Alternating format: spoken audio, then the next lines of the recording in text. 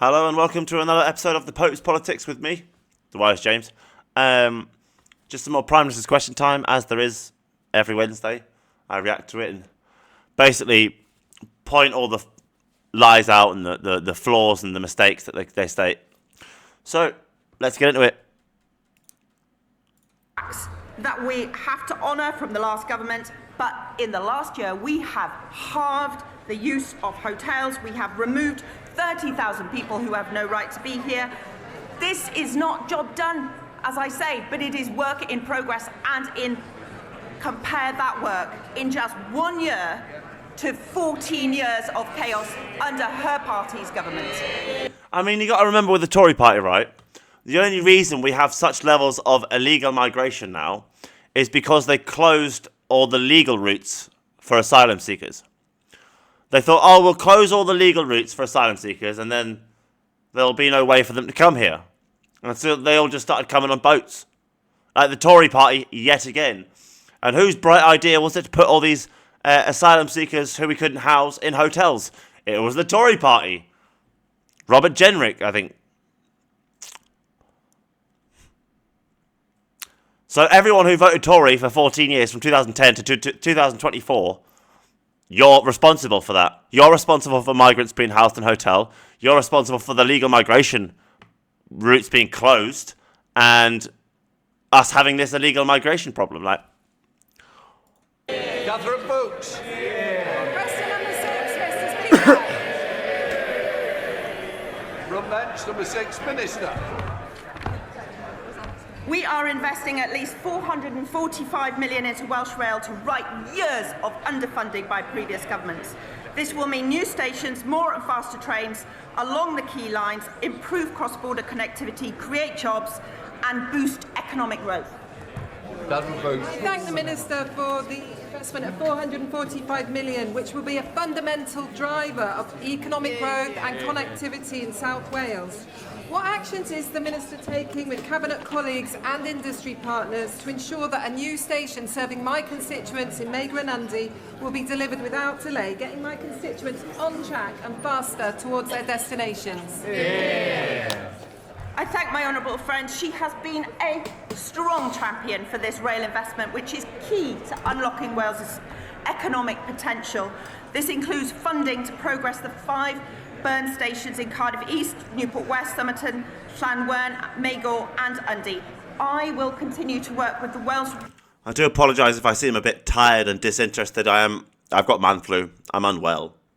I'm doing my best here, guys. I'm trying. Welsh Rail Board, Welsh Government, to ensure the communities she represents get the infrastructure that they need. Asper Brandreth.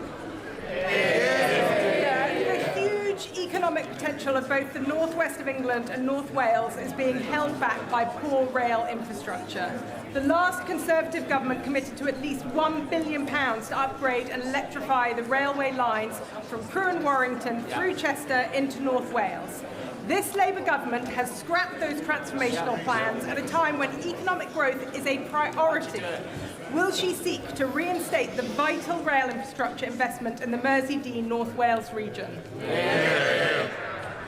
Well, that money just didn't exist. And we are investing a historic £445 million into Welsh Rail to right years of underfunding by previous governments and unleashing... So, what about HS2 that was supposed to go from the south to the north, a high-speed railway?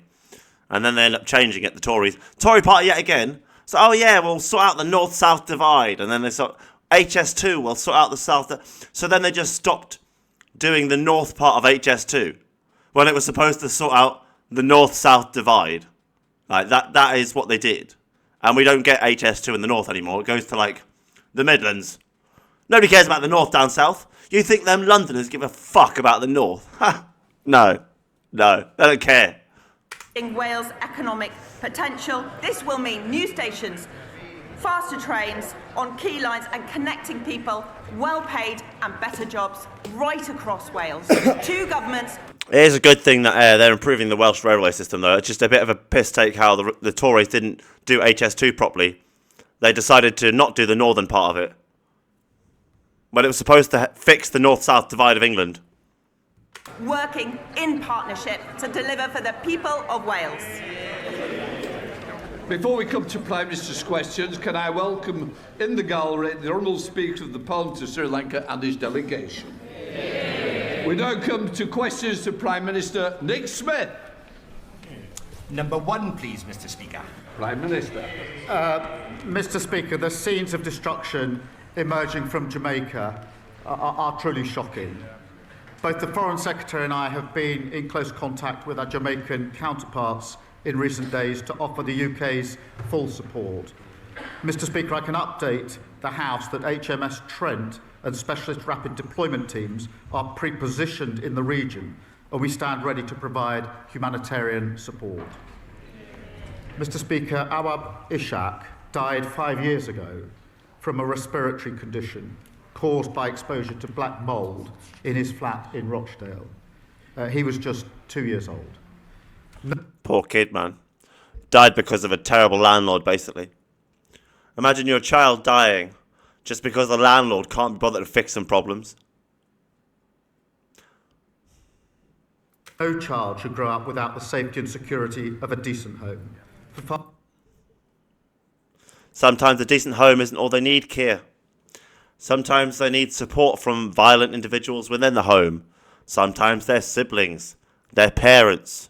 But you don't care about violence against men and boys, as we know, because I petitioned you for a Minister for reduction against violence against men and boys, but it's not worth your time. You don't think men matter? Far too long, millions of people have lived at the mercy of rogue landlords and insecure contracts. Labour is ending that. Despite the best efforts of the Tories and Reform who voted against it, our Renters' Rights Act is now law, including Awab's law. Good. That's a positive. At the minute, I'm in the position where I don't really want to say nice things about the Labour Party because they used my policies to win the election, didn't even thank me. But they are doing some good things. Like the Tories did some good things. Like Rishi Sunak changed the mandatory age you must study mathematics until 18 from 16. Like everyone was thinking that wasn't a good thing. I thought that was a brilliant thing because it just means people have better advanced mathematics, and we're going to need that in the modern world with programming and advanced engineering, space manufacturing. We're going to need that, right?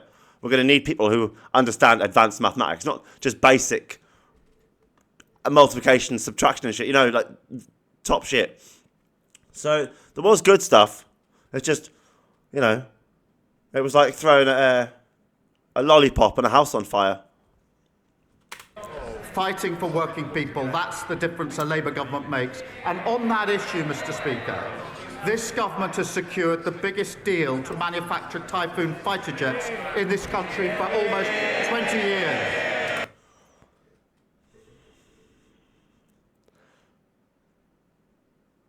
See, I don't think that's true. I'm sure, I can't remember who it was, but they've bought 20 Typhoon fighters. But is it a contract to manufacture them, or is it a contract to provide them, and you're manufacturing maintenance and essential upgrades before you sell them the old stock of Typhoons at the price of new Typhoons? I mean, seems the sort of thing that Starmer might do. I mean, I could be wrong, but I reckon it's more likely to be old stock that has been repurposed, or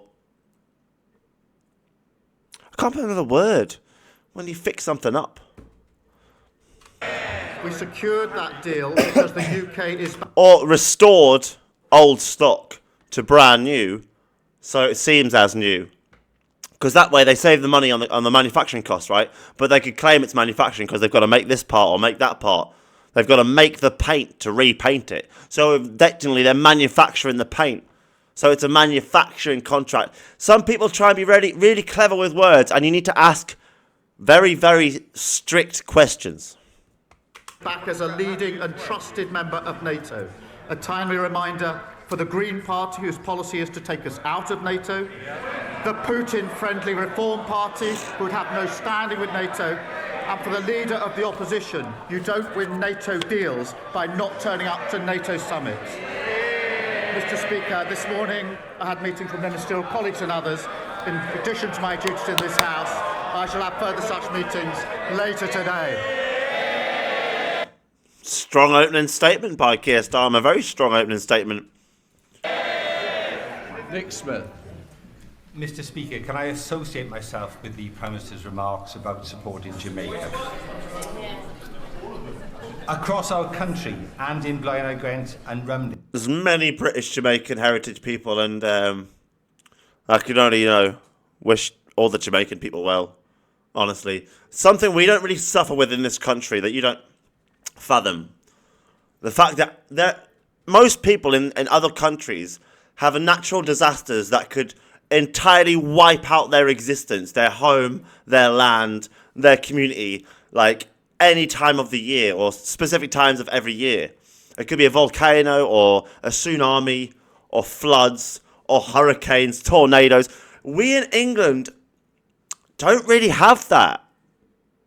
We don't really have these natural disasters that are a threat to us. I mean, yes, we have thunderstorms where trees get knocked down, they block the roads. Yes, we have flooding where rivers overflow and communities get flooded. Yes, but I've never seen a British house being washed down the street. I've never seen a village be washed away.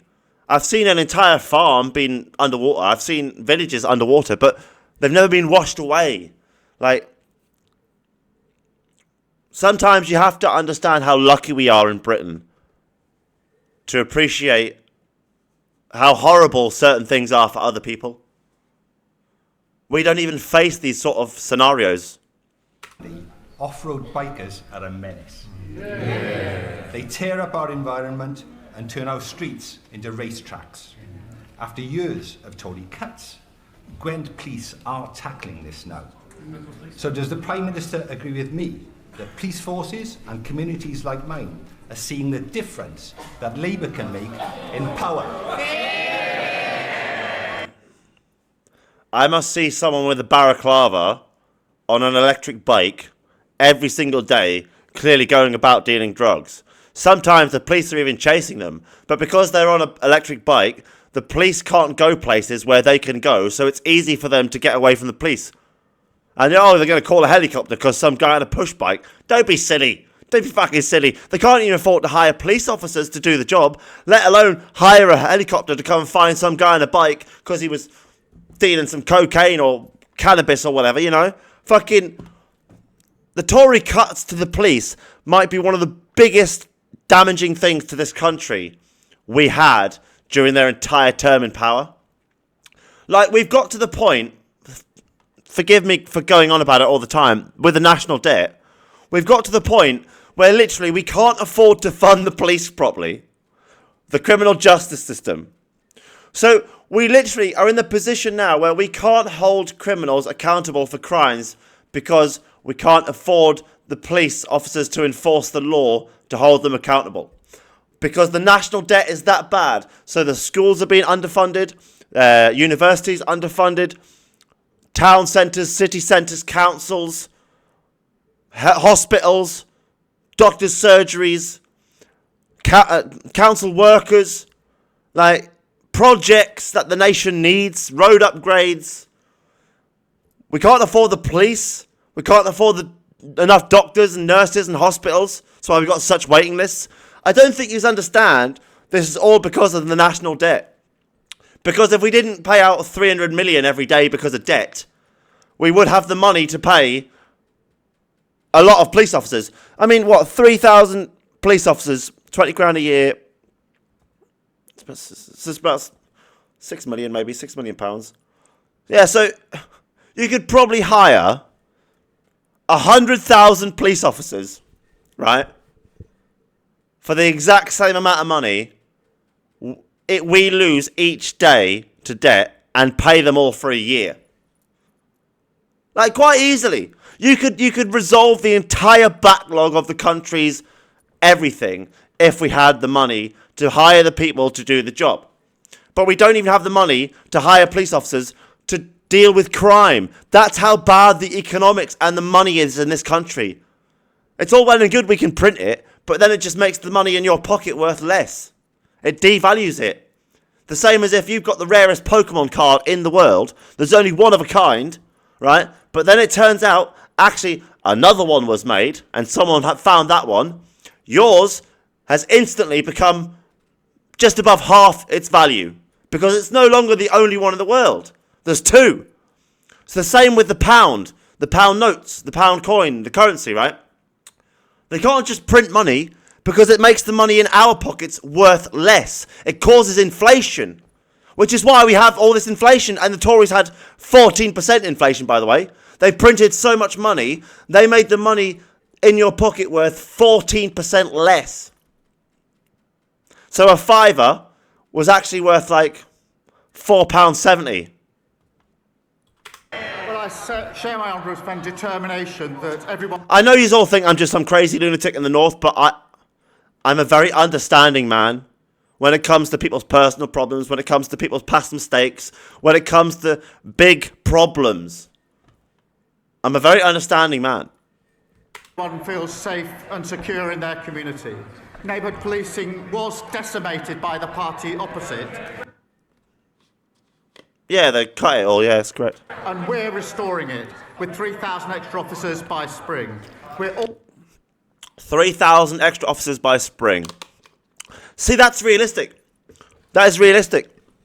You see, the issue with having to hire loads of police officers is you have to train them. You can't just have people turn up at a desk, sign a form, and give them a badge. They have to undergo rigorous training and checks, right? And that takes time. So it's all well and good me saying we could hire 100,000 officers, but they would all probably need 6 months of training.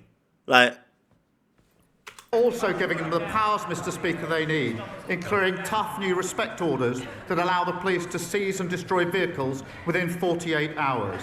The Tories walked through the lobbies with reform in voting against our crime and policing bill.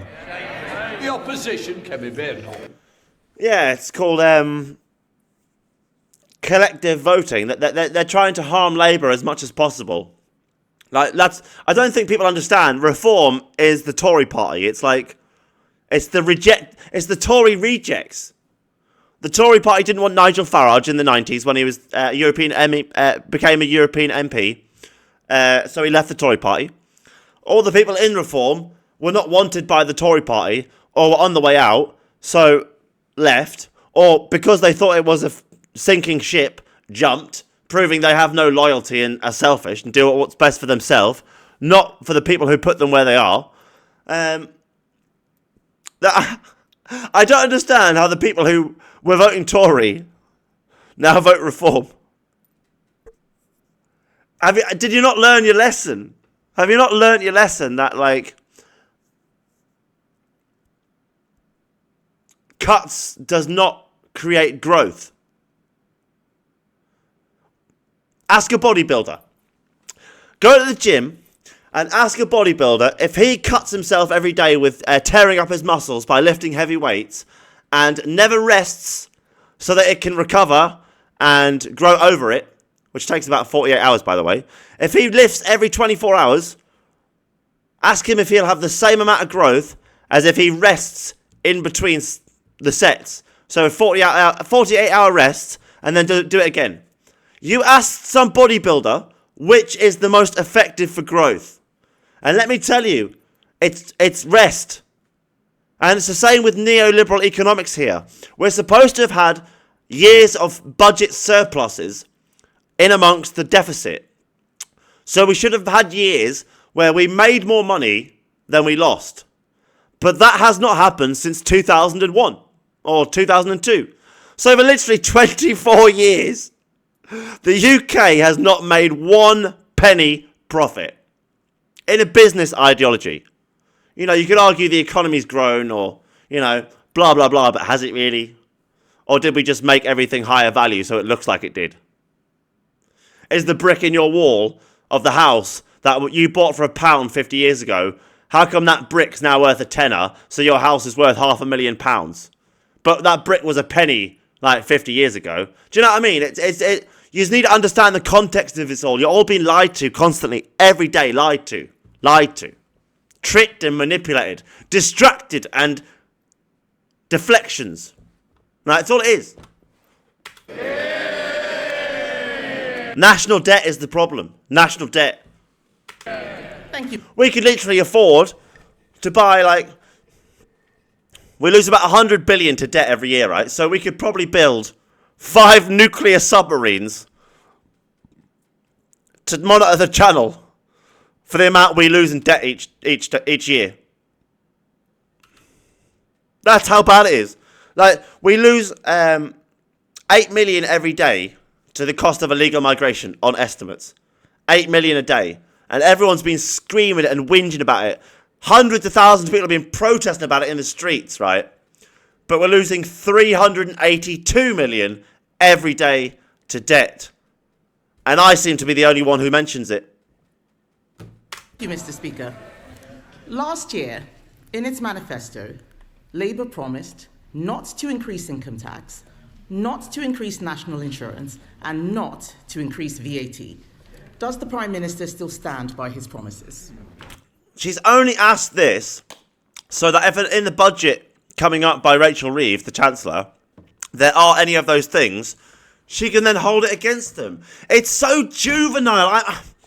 I'm sorry, she is the weakest Tory leader I have seen. Even Liz Truss had more balls than her. She does this chat. Why isn't she just doing better than Keir Starmer and showing how a real leader acts? Instead, she's just every week she steps up there and she's just oh, well, she tries to set up traps for him and shit. It's so pathetic, man. She is the worst Tory leader I've seen in my lifetime. Bearing in mind, David Cameron, what we all found out, did something sexual with a dead pig. And I still think he was a better leader than her. And I don't even like the Tory party. Boris Johnson was a better leader than her. They would have literally probably been better off with Jacob Rees-Mogg than her because he was cunning. He's at least cunning. She's not. She's just manipulative and juvenile. It's pathetic. Well, Mr. Speaker, I'm glad that the Leader of the Opposition is now finally talking about the economy. I can update the House, Mr. Speaker. Retail sales are higher than expected. Inflation is lower than expected. Growth has been upgraded this year. And, Mr. Speaker, the UK stock market is at an all-time high. The budget is on the 26th of November, and we will lay out our plans. But I can tell the House now that we will build a stronger economy, we will cut NHS waiting lists and deliver a better future for our country. Well, Mr. Speaker, yes. What a fascinating answer. It is not the same answer that I received. That is a fascinating answer. I heard it from the kitchen. He literally said, and I'll go back and check, our economy is in the best state it has ever been in, when no, it's literally in the very worst state it's ever been in. Not because of Labour, because of Labour and the Tories, right? Our economy hasn't been in a good state since the start of World War II. Right? And to be fair, we were all right after World War II for a little while, because we had war reparations from Germany and payments from countries we've beaten in the war until they paid their debt. So we had a surplus. Every year we had a surplus. So we were able to do magnificent things like improve the railway system, create the road system for the entire of Britain. We were able to build a nuclear arsenal of submarines and Trident missiles, and we now keep in Scotland. It's weird how we keep our best weapon in our old rival's backyard. But okay, whatever. It's obviously just because they want to keep it as far away from London as possible. You all know that, right? It's the only reason Trident is in Scotland is because these lot don't want a nuclear bomb within their vicinity. That's why Trident's in Scotland. It's not because it's safer or more secure. It's because they don't want any sort of nuclear reaction possibility near London. And Scotland, they see as disposable. That's the truth of the matter. Why do I have to be nice about this? Why do I have to beat around the bush to everyone? I'm sick of it. I'll tell people the truth even though it hurts. I know it's not nice, but that's the fucking truth. But he's just said our economy's been in the best state it's ever been. No, it's not. We once literally had control and power over a quarter of the planet. We also ran the American continent. The United States of America didn't exist. It was a British colony. We also had a hand in Canada, New Zealand, Australia, South America, South Africa, India, China. In fact, we gave Hong Kong back to the Chinese in 1998, 1997. But you're saying we're in a better state now than when we had an entire vault of gold bars that Gordon Brown sold to the Chinese because we didn't have enough money. Are we better than then? When we had a load of gold bars and instead of loads of debt, we had loads of gold. No, I don't think so. I don't think so. I think that is a lie. It's at an all-time high. Yeah, growth is only so high because you've illegally allowed the importation of illegal migrants, or some illegal migrants, and many asylum seekers, so that you can fake economic growth. The budget is on the 26th of November, and we will lay out our plans. But I can tell the House now that we will build a stronger economy, we will cut NHS waiting lists, and deliver a better future for our country. How about having no NHS waiting lists? It's all well and good, you know. Oh, let's cut them. Let's make them less waiting times. How about having no waiting times? Do you see what I mean? Like, I don't understand you lot that you just accept their bullshit as fact. Oh, that's clearly the best because the Prime Minister said it. He's the Prime Minister. He must know. Well, Mr. Speaker. Yes. What a fascinating answer. It is not the same answer that I received when I asked exactly the same question, word for word, on the 9th of July. Then the Prime Minister replied with just one word, yes, and then he sat down with a smug grin on his face. What's changed in the past 4 months? Mr. Speaker, as she well knows, no Prime Minister or Chancellor will ever set out their plans in advance. But, Mr. Speaker, I can say this, Mr. Speaker, because the figures on the productivity review that's being undertaken, this is a judgment on their record in office. Those figures are now coming through, and they confirm that the Tories did even more damage to the economy than we previously thought. Than you previously thought, Starmer. I've been banging on about how much damage the Tories have done to our economy for about 14 years. Ever since they closed down the soup kitchens and the homeless charities and started investing loads of money into stopping homeless people being able to sleep on benches or sidewalks by installing spikes and shit or whatever. Like they removed the funding to help homeless people and then started spending more money than they'd saved by doing the cut on installing anti-homeless people stuff in cities, which later got removed, which cost even more money. Like, they closed all the youth centres, claiming it was a breeding ground for crime. When I'd never seen a crime committed in a youth centre in my life. It was just a bunch of kids playing pool and darts or snooker at a cricket club or something. Like, maybe the youth clubs in London were a breeding ground for crime, but my youth club in Cranley, no. It was a bunch of decent blokes who liked to play cricket and play sports. It wasn't a breeding ground for crime. But the Tories lied to close all the youth, because the thing is with the Tories, right? They pick on anyone who they think isn't able to defend themselves. Kids, homeless people, the young, the elderly, the unemployed, the disabled, the sick.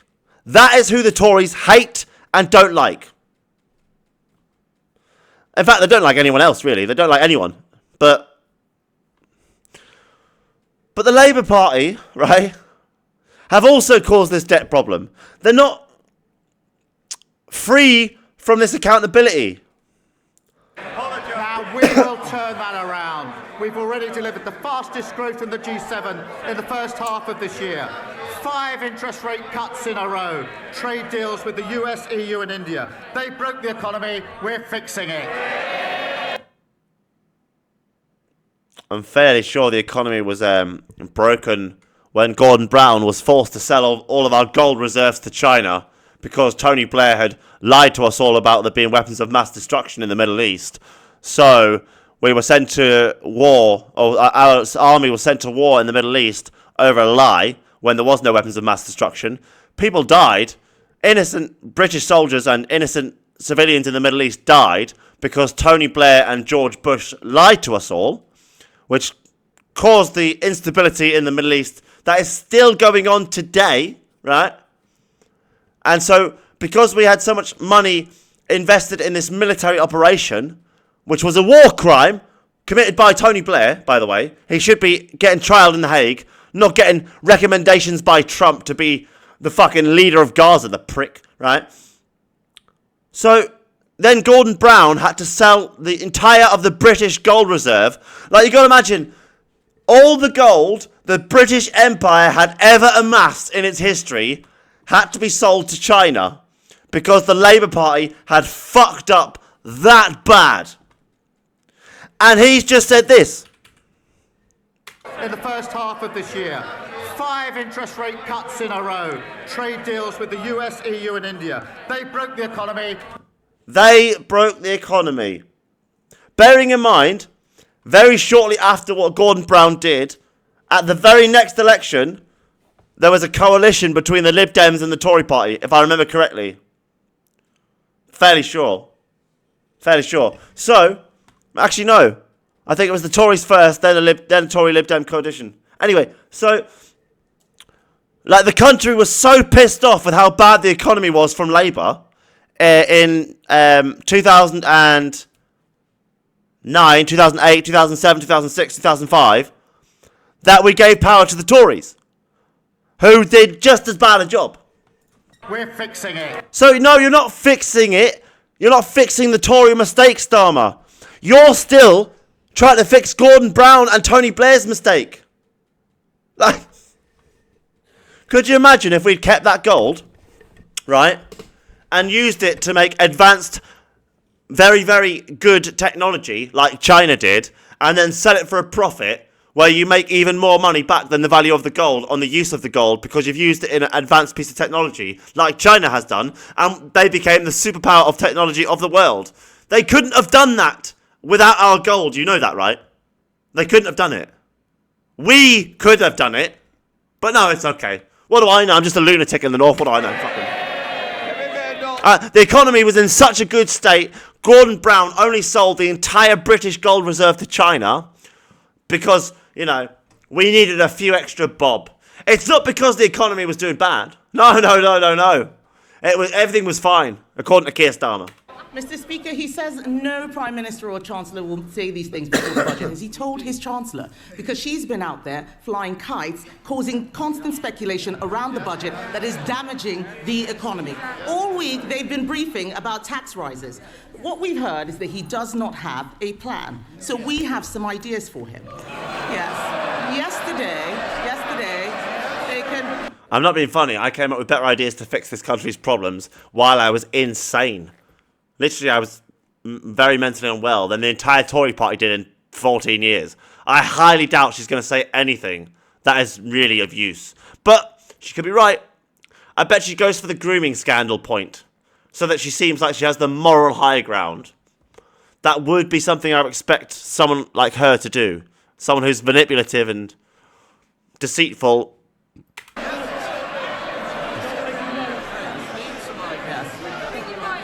Mr. Speaker, it's quite clear that they need some ideas. Yeah. On this side of the House, She is right, like, if they didn't need ideas, they wouldn't have had to use mine in the last election, so... She is right. This side of the House, we believe in scrapping taxes on family homes. You, on that side of the House, believe in scrapping taxes on family homes. So why didn't you do that in the 14 years you were in power? Do you know what I mean? Like, these people were in power for 14 years and they didn't do that. But, oh, now they believe in it. Now that people can't afford and there's a financial crisis and people can't afford things and there's a potential tax rise on the horizon in a budget from Labour, they all of a sudden don't believe in families' homes being taxed. Oh, right. That's not a coincidence at all. It's not dastardly and cunning, is it? It's like, it's manipulative. Yesterday, we voted to abolish stamp duty. They voted against it. Even the Deputy Prime Minister, or the former Deputy Prime Minister, who resigned in disgrace for not paying stamp duty, voted to keep it. So, Mr. Speaker, I will remind them, on this side of the House, we know that abolishing stamp duty is how we... But they didn't abolish it while they were in power, did they? I don't think so. I'm gonna have to check. I don't want to quote. I don't want to say the Tories did.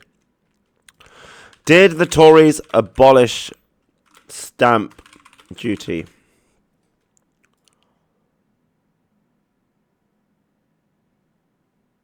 No. No. It's just a brand new policy they've announced in the last 48 hours. So, they had 14 years in power and never removed stamp duty. Now, do you want to know why they want to now condemn Labour for it? Because Labour have obviously taken on loads of debt to try and fix the problems, okay? So they're going to have to increase taxes to pay that debt, all right?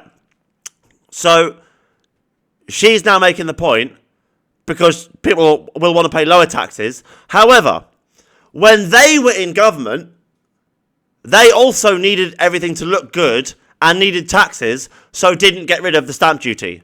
It's only when they're opposition they are going to say this. When they're in power, they wouldn't do it because it's against their best interest. It's only when you're in opposition, it's in your interest to try and get rid of stamp duty because the country gets less tax receipts from it, so the economy kind of looks a little bit worse than it is, right? But families get more money, so you look good for suggesting it. So it's only the government in power who suffers and the opposition benefits from making the point. And that's why she's made it. But for the 14 years the Tories were in power, they didn't remove stamp duty. We get young people on the housing ladder and get the economy growing. Yeah, stamp duty's going to do that, innit? Oh, yeah. It's because of stamp duty why we can't afford but buy homes. No. It's because people aren't paid a fair wage and wages haven't matched the price of things, services and goods. So in the last 20 years, prices and services have gone up by 66% in price, and the amount of money everyone gets on average, your minimum wage, you know, your benefits, whatever, has gone up 33%. So although you think you're getting more money, you're actually getting 33% less, and that's before we take into account inflation, which was at 10% a few years ago. So then that money was actually worth 10% less than what I was already stating. I know this seems complicated, but it's actually quite simple. It's just very, very tricky wording designed to trick you. So you just accept what's said. So why won't he scrap this terrible tax? Oh, this terrible tax. Why didn't you scrap it? Why didn't the terrible Tories scrap this terrible tax? Fucking hell. She's such a hypocrite. Why didn't they do it then in 14 years in office? First point you made. Obviously, first point I would have made. That's like taking candy from a baby. This is why she's not a real leader. She should have known that was what he was going to say. That's why she shouldn't have said it. Mr. Speaker, as I said, the productivity review figures are now coming in. And they show the true extent of the damage that they did. And she asks us to take advantage. One of the worst things the Tories did is remove workers' rights. So, you know, you used to be able to get a job, and you'd have your employment rights after like 3 months, I think, right? So then they'd have to give you like 3 written warnings, 2 formal warnings, a final warning, and then you'd be sacked, right? For minor misconduct. Gross misconduct could be an instant dismissal. That was fine. So if you did just minor things wrong, they couldn't just sack you for it. You know, if you had to go to the doctors because you're unwell and you know you were vomiting, so you didn't phone in or something, they couldn't sack you for it. If you had a doctor's note and provided the evidence, you know, you'd get like maybe a written warning or something because you didn't phone in. But if you had phoned in, they couldn't sack you, right? But we live in this country now where you could work for a company for 11 months and 20 days, and then they could just turn around and terminate your employment and say you weren't sustainable. So you could have worked your ass off for 11 months for this country, and you're not even given employment rights. That's what the Tories did. It used to be 3 months, and then the Tories changed it to 12 months. And then, after they did that, they introduced 0-hour contracts. So, even if you had a contract of employment, and you were getting 40 hours a week, if you did anything to piss your employer off, like, you know, had a hospital appointment, they could give you 0 hours for 4 weeks. And then you're fucked. Like, they ruined the employment system in this country. The Tory party honestly ruined it. Absolutely ruined employment in this country. We had a great employment system before they fucked up employment rights. That is the worst thing they did. Because now we have a generation of young people who don't want to work because they can work their arse off for 11 months and the employer could turn around and sack them with no justifiable reason and claim it wasn't sustainable. Because the Tories have allowed that. And Starmer hasn't fixed that yet. I think you get workers' rights in 6 months now. Which is reasonable. But it should be 3. From them.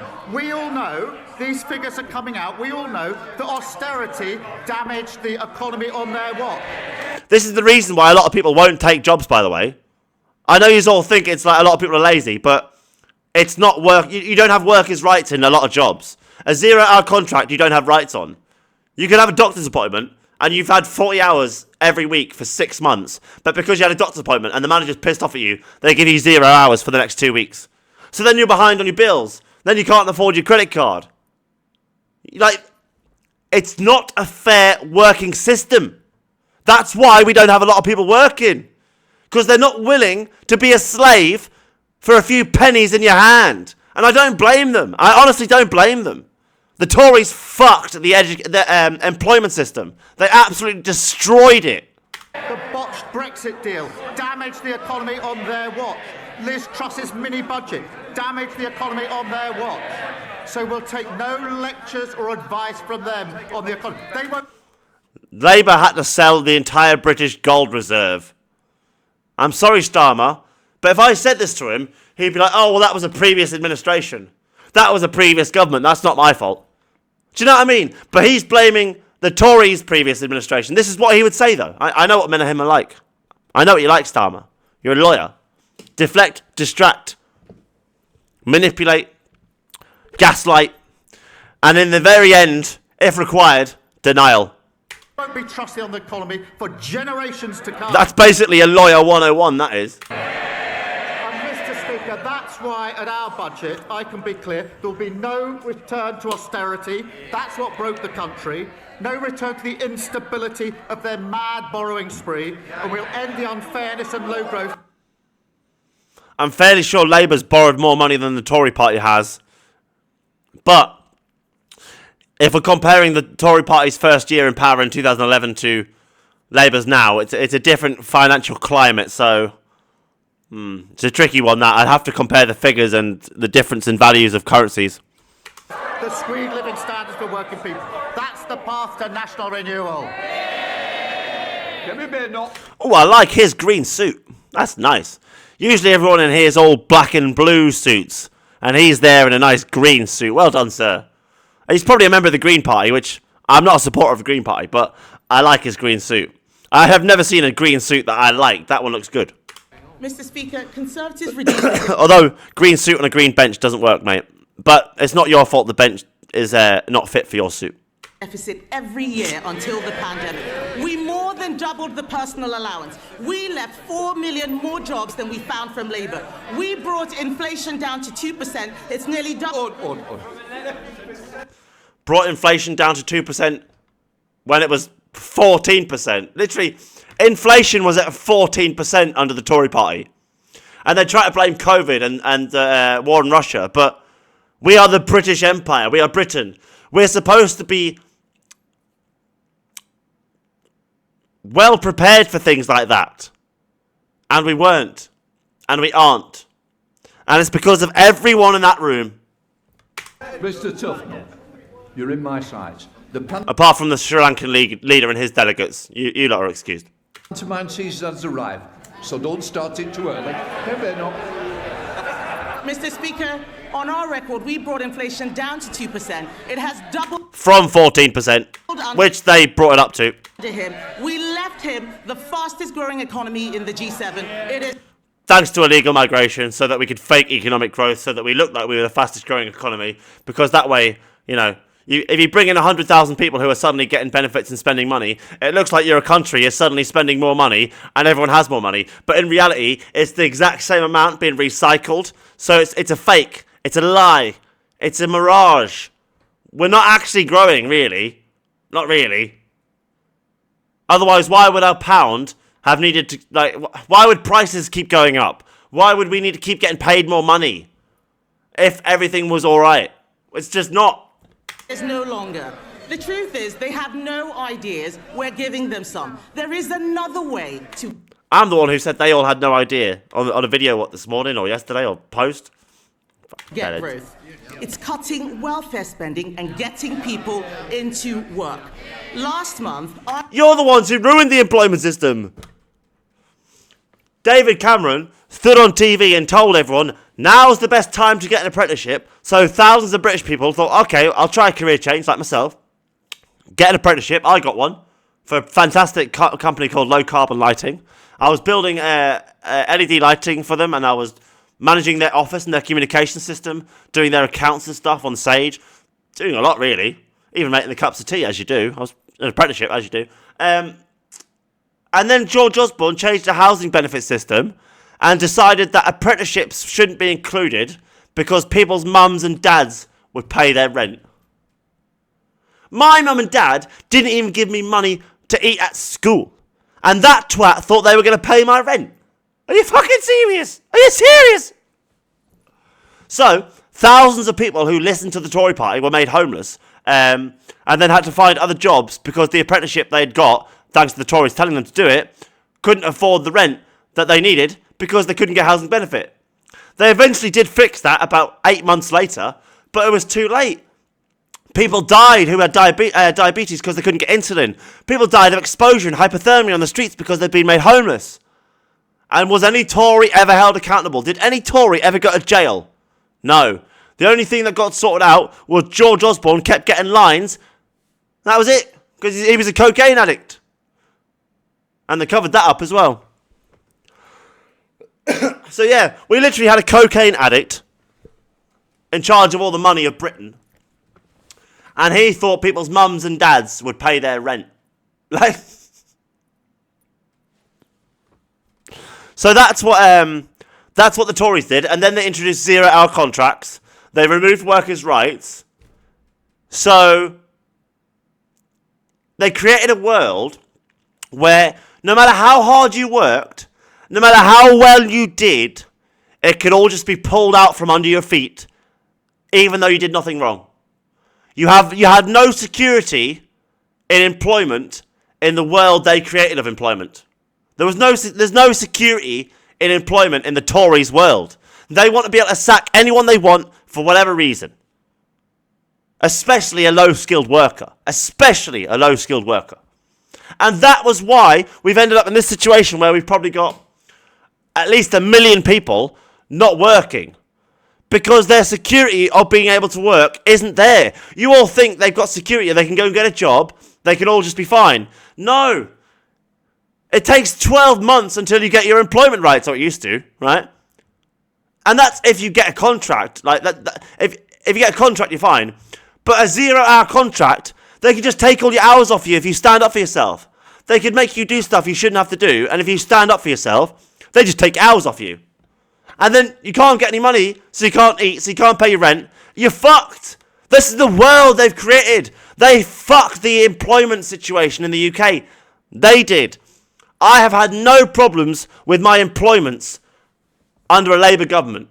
Even when I was illegally working as a child in a kitchen pub, peeling potatoes and washing dishes, and delivering letters and leaflets to Ringo Starr's front gates in Cranley, right?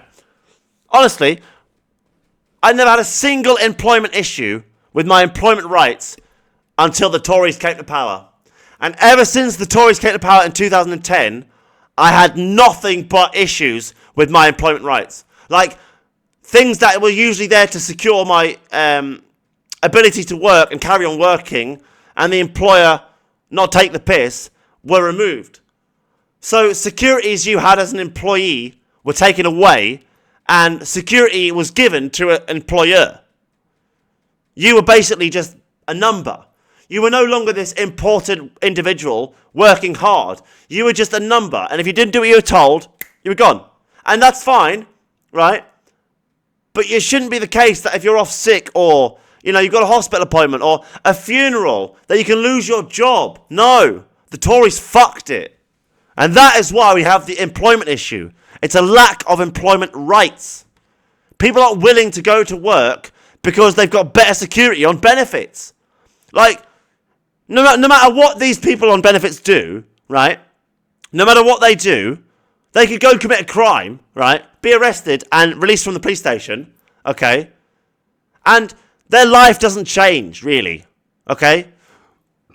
If you have a job and you were wrongly arrested for a crime you didn't commit, you could still lose your job, and the employer could claim it was in their interest, or it didn't make them look good, so they were left no choice but to get rid of you. Even though you might later be proven to be innocent, right? It wouldn't matter. It wouldn't matter. Your rights as an employee are gone, and that is why we have an employment problem. People don't want to work because there's no security. There is no fucking security in it. And even if you do work, as COVID proved, it can all be pulled out from under your rug anyway. How many people lost their jobs during COVID because of COVID, right? Who had worked hard their entire lives, but suddenly found themselves with no job and no income. No way to pay their mortgage, no way to pay their car. And they didn't even do anything wrong. Employment rights are why we have this lack of employment in this country. I'm telling you, I promise you. It's not even the wages. The wages are a problem, sure. But if prices were lower, it wouldn't be, would it? I offered to work cross-party with him to bring down welfare spending because he knows. And oh yeah, bring down welfare spending. Don't tax the billionaires who are avoiding tax. Don't tax the fucking people who own land. And literally, Premier League footballers, every single Premier League footballer has been taxed more in the last 12 months than Prince Andrew. And they've all worked harder. They've literally worked their asses off. So Premier League footballers have all been taxed far more money, every single one of them, this year, than Prince Andrew. Is that a fair system, is it? Literally, if you taxed Prince Andrew correctly, that would probably be the amount of people, I don't know, people on PIP probably get about a few thousand a year, probably, I don't know, 3,000, 2,000, I don't know. We'll say 4,000 just to be generous, right? So say you taxed Andrew properly, £60 million, say he got tax-free, whatever it was, 50% of that, 30 million, right? How many benefit claimants is that? Let's have a look. Divide that, 30 million divided by, we'll say 5,000 to be even more generous. That's 6,000 benefit claimants. 6,000 people on PIP is how much you didn't charge him tax. Oh, because he's friends with the king. Oh, his brother was with the king. That's okay. Oh, so if your brother's with someone called Charles Windsor, you don't have to pay tax. That's the law. Apparently. We know that he'd rather dip into people's pockets than upset those people behind him. Instead of tax rises, will he work with us to find a way to cut welfare spending? Instead of cutting welfare spending, How about you create better employment opportunities so that people don't need benefits? How about you create better employment rights so someone like myself, who's got schizophrenia and hears voices that no one else can hear, can actually go and work in a call centre, and even though I might need a day off once in a while or once in a few weeks because I'm having a bad day, I don't lose my job for it.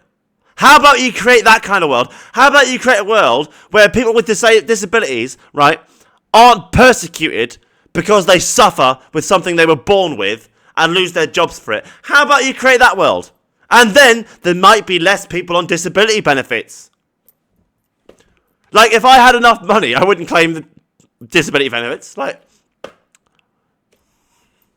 but no. Instead of let's create a better world of employment, it's let's punish those who aren't working. Fucking heartless woman. And get Britain working. She's going to be replaced before the next election. I promise you. Because she couldn't win a one-legged race, even though she's still got two legs. Again. Mr. Speaker, she talks about their record. Let's go through it. They crashed the economy. As did Labour.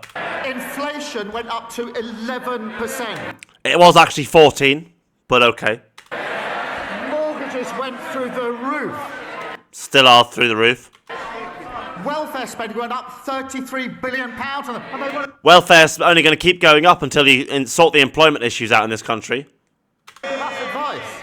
And they reduced the UK to a laughing stock.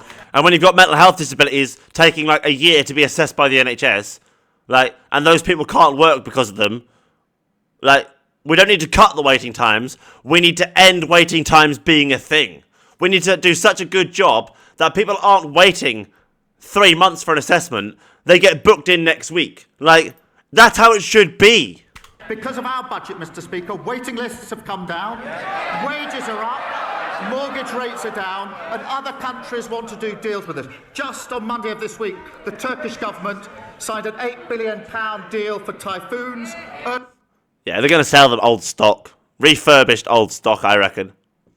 I reckon they're going to do it. They're going to fuck the Turkish over with these typhoons. Personally speaking. Because to manufacture brand new typhoons and then sell them, I mean, they could do it and there'll be a large profit. It just... I think most of the work will be outsourced to other European countries and America. And it'll just be the assembly of the typhoon in England. Personally speaking, that's what it'll be.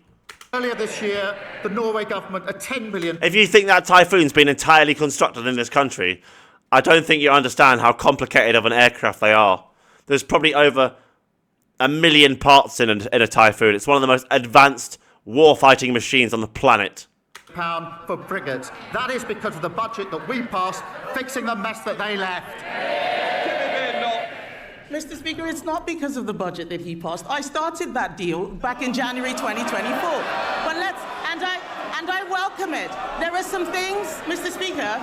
Speaker, it's got nothing to do with their budget. We're lucky it's still happening. So I welcome the £8 billion deal that he's done with Turkey. But I will remind him that just I would be glad if all the manufacturing was being done in Britain. But it's not fucking going to be like... It's not going to be manufactured in Britain. The steel will be made in China. The electronics will be made in China. Some of the high advanced sensory equipment will be made in America because we need to trust who's making it, sort of thing. Like, the Germans will probably make the engine. Although Boeing might, to be fair. Or even Rolls-Royce. Maybe. But... it won't all be manufactured in England. So the profit won't actually be shared. Well, sorry, it'll be shared amongst whoever the manufacturers are. So it sounds better than it is. I know it's a good thing, yes, Turkey's bought 20 Typhoon fighters off us, but it doesn't make it... How much is a Typhoon fighter? How much is a Typhoon fighter jet? So they're worth...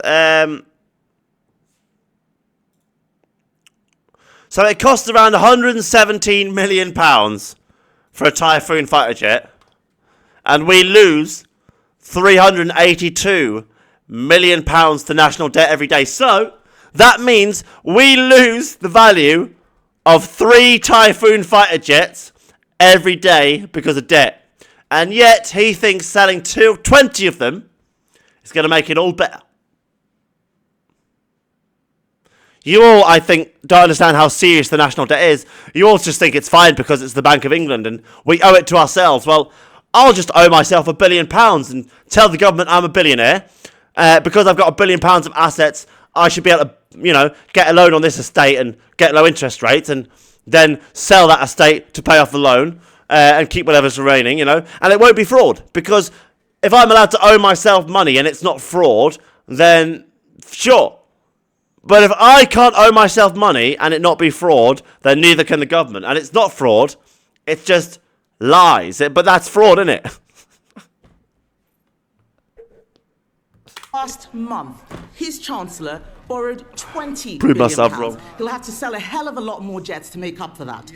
And he would...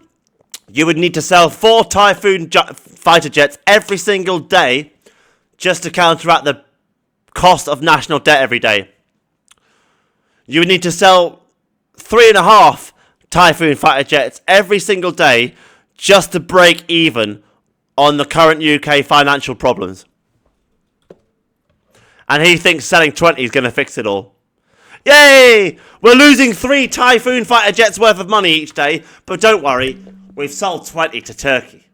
Yeah, great, Starmer. Way! Woo! won't rule out any tax rises. He can't cut spending. He is increasing unemployment. This man knows nothing about economic growth except how to destroy it. In his weakness, Mr. Speaker, he has caved into the unions with their regulations that will cripple businesses, costing them £5 billion every year. Yes, please do speak up, because I want every single business out there to hear Labour MPs heckling when we talk about the damage that they are doing. So I ask the Prime Minister, how on earth can he consider adding more burdens for these firms to deal with? Mr. Speaker, she's overlooked the fact that we had the highest growth in the G7 the first 6 months of this year, and that... Because of illegal migration, which is why they're allowing it. That's why they haven't stopped it, so they can keep claiming that they're the fastest growing economy in the G7. They've been doing this lie for years. The Tories were claiming it as well. One of the fastest growing economies in the G7. Like, Richie Sunak must have said it 20 times. Honestly, it's so pathetic. It's so sad. Like, not one of these people has ever stood up in the last 20 years and said, today, this country made a profit. And they think they're doing a good job. Growth's just been upgraded. 3 interest rate cuts. Mr. Speaker, we're not going to take lessons from them. She's now introduced what I understand. You took lessons from me. That's why you used my policies to win the election. So I strongly suggest you take another lesson from me, Starmer.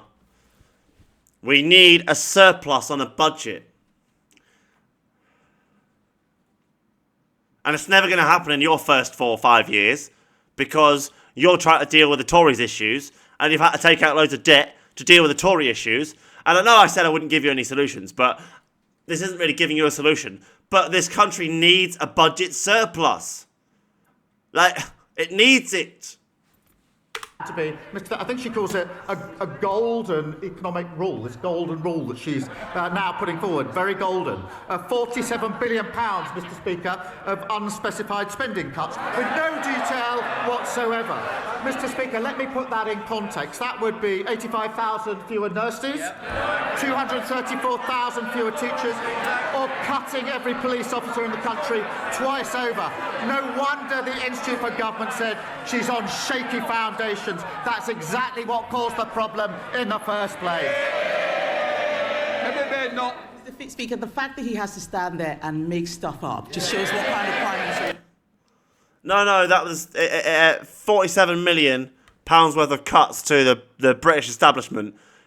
If you worked it out, would be that many nurses or that many police officers. It's called an equivalency.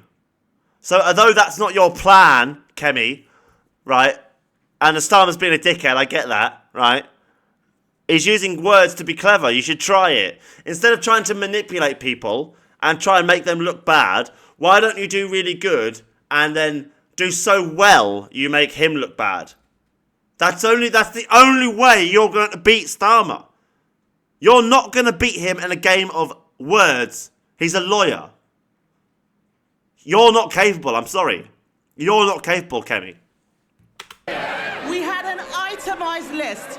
We had an itemized list of 47 billion. 23 billion was on welfare spending, which I... Yeah, so instead of like investing in employment rights so people who are unemployed would rather go back to work because it's better for them, and even if things don't work out great for the job, they still get paid, they still have the job, they still have the opportunity to carry on working hard and provide a better life for themselves. And if worse comes to worse, can move on to a different job. Whereas in your world, Kemi, you want to punish those people for not risking everything they have, their children's lives, their futures, the milk and bread on their table, simply because you gave employers more rights than employees. And you think they're the problem. Well, no, Tories are the problem. I think the Tory party is basically a terrorist party. You've caused more damage to this country in the last 14 years, well, 2010 to 2024, than the Al-Qaeda did, the Taliban, and like every terrorist organisation in the Middle East combined. You did more damage to the UK in those 14 years than all of Al-Qaeda and all of the Taliban. You did more damage to the UK. So I consider you, because you were trying to, at the end of your power, use fear and terror to achieve your political goals, as a terrorist organisation. Because if you look in the dictionary at what a terrorist organisation is, a political terrorist organisation, it is a political group that tries to use terror and fear to achieve its political goals. Which is why I deem you and Reform to be political terrorists. Now, Labour, I just deem to be inept, incapable, negligent, idiotic, but also corrupt. I asked him to work with us to cut. He refuses to do so. All he knows how to do is tax, tax, tax. If you work, they tax you more. If you stay... And all the Tory party did was cut, cut, cut. And it didn't help anything. It didn't help anything. They tax you more. If you buy a home, they tax you more. None of these taxes were in the manifesto, which he had 4 years to prepare.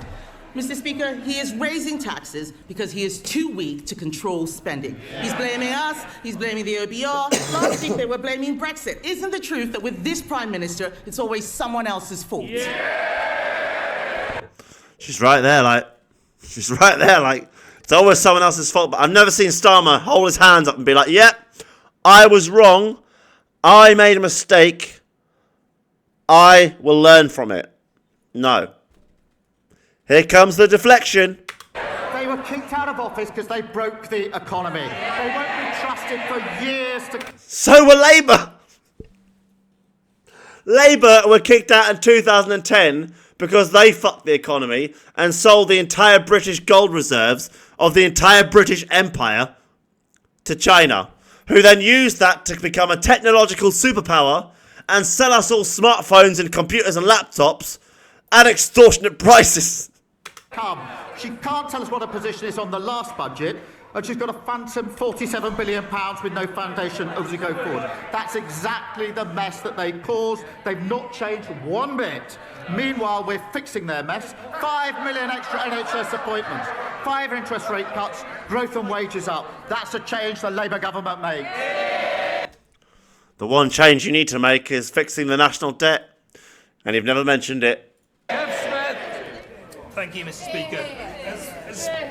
As Palestinians try and rebuild their lives amid the rubble of Gaza, last night, once again, dozens of innocent people were killed by Israeli airstrikes. Yeah. What will the UK... I'm not trying to get involved in the Gaza-Israel thing, but there was supposed to be a ceasefire, and then last night, Benjamin Netanyahu's bombed Gaza again, and like 7 people died, or 11 people died.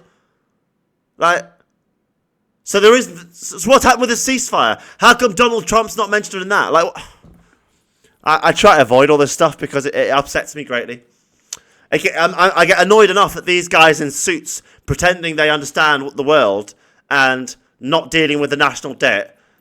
Like the same people who supposed to fix the north-south divide, so came up with the brilliant idea of a high-speed railway from the south to the north, and then in the end decided they couldn't afford the northern part of it, so it was only going to be to the Midlands, basically.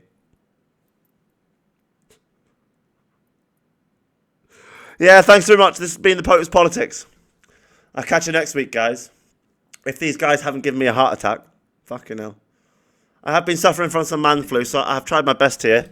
I've been with a hot water bottle the whole time. Been trying my best. Thanks very much, guys. I'll catch you soon. Bye-bye.